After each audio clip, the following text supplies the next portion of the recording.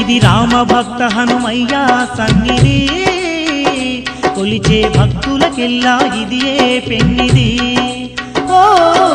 రామ భక్త హనుమయ్య సన్నిధి కొలిచే భక్తులకెల్లా ఇది పెన్నిది పవిత్రమైన క్షేత్రం ఆ పవన కుమారుని నిలయం